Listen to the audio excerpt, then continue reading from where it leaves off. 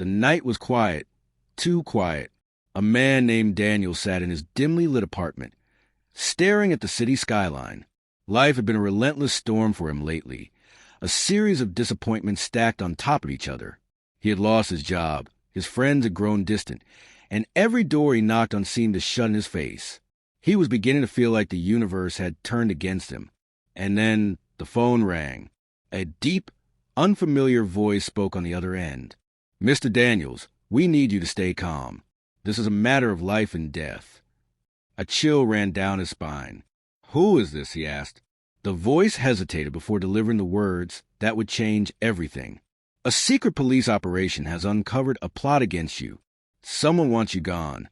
His breath hitched. His heart pounded. This had to be a mistake. Who would want to harm him? He was just an ordinary man trying to survive. But the voice was firm. "We need you to trust us. Your life is in danger." He wanted to believe it was a prank, but something about the tone, calm, controlled, and deadly serious, made him sit up straight. And then, in a hushed whisper, the man added, "God has a message for you, but you must be willing to listen." Daniel's pulse raced. What was happening? Who was behind this? And what message could possibly justify the fear gripping his soul? This was the moment everything changed, and the truth was far darker than he could have ever imagined. Body, the unseen forces at work. Daniel's mind raced as he tried to process what he'd just heard. The mysterious caller instructed him to leave his apartment immediately. "They're closer than you think," the voice warned. "If you hesitate, you may not get another chance." His hands trembled as he grabbed his coat and rushed to the door. The hallway outside was eerily silent, the kind of silence that made the hairs on his arms stand up. He glanced over his shoulder before stepping out into the cold night. As he walked down the dimly lit street, he couldn't shake the feeling that someone was watching him. Every shadow seemed to shift. Every passerby felt like a threat. The paranoia clawed at him. He felt exposed, vulnerable, like prey being hunted. Then he saw them. Two figures in dark clothing stood across the street, their faces obscured by the darkness. They weren't moving toward him, but he could feel their eyes locked onto him.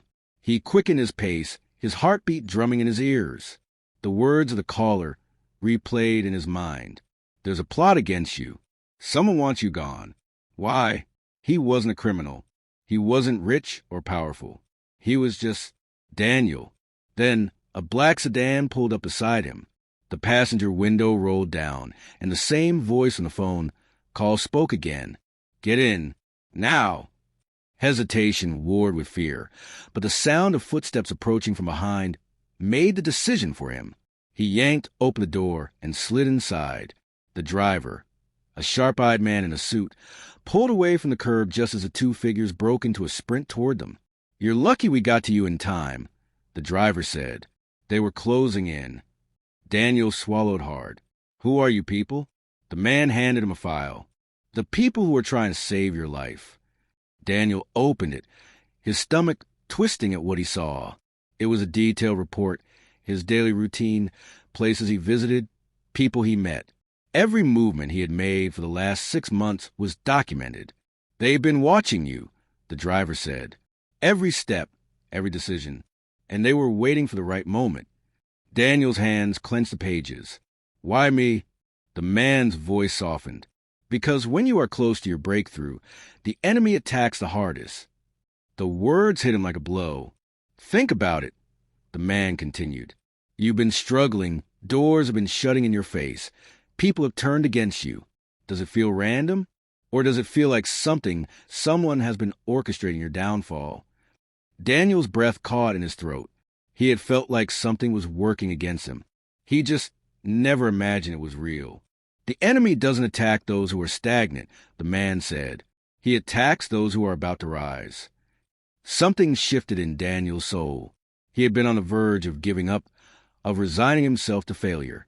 But now, for the first time in a long time, he felt something different. Purpose.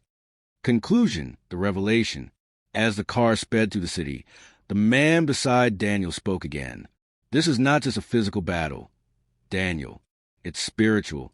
There are forces working to break you because they know what you're capable of. The word sent a shiver down Daniel's spine. He had always believed in God, but never truly understood the depth of unseen battles. Now, it was all becoming clear. Every great leader, every person destined for something more, has faced attacks like this. The man continued. But they had a choice, to let the opposition break them or to rise stronger. Daniel clenched his fists. He thought of all the times he had nearly given up, of how close he had been to believing he was meant to fail. But now he saw for what it was, a test.